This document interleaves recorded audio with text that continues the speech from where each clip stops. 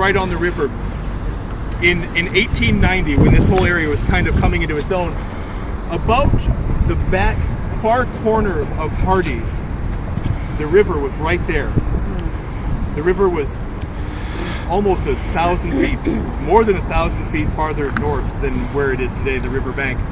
So that was before they had the dams up north? That was, yes, before the the first river dams was were built in the channelized. 1930s and finally finished up in the 1960s, late 50s. And yes, and before they started channelizing the river from Sioux City farther south, really from Sioux City on down to St. Louis, the river is not even half as wide as it was prior to 1920.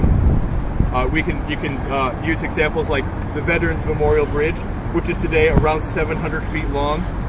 If we go back to the days of the old combination bridge that used to be in the same location, that whole bridge was just under 2,000 feet long. So the river was almost a half a mile wide at one point. Now it's only a few hundred feet wide.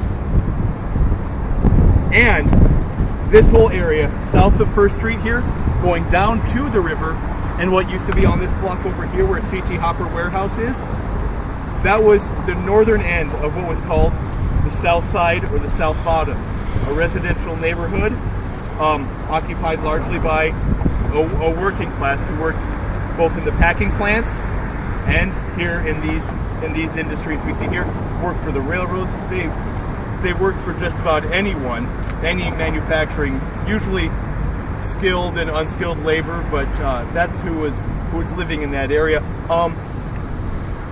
And the South Bottoms area, the South Side, formed really in about the early 1880s. It was beginning to develop, and I look at the Sanborn fire insurance maps, which show every building in Sioux City and how it was rated for insurance. This whole area was just full of houses right down here as in 1890. They just lined the streets both sides, including this whole block here. Not this block, interestingly, where this part of Hanford sat and this part of Hanford sits. It was never developed. Before 1894 and before this section was built, there were no houses. This was just, I believe, probably some kind of railroad storage yard, but there were no buildings on this site here. Having said that, we'll move all the way to the other end of 1st Street.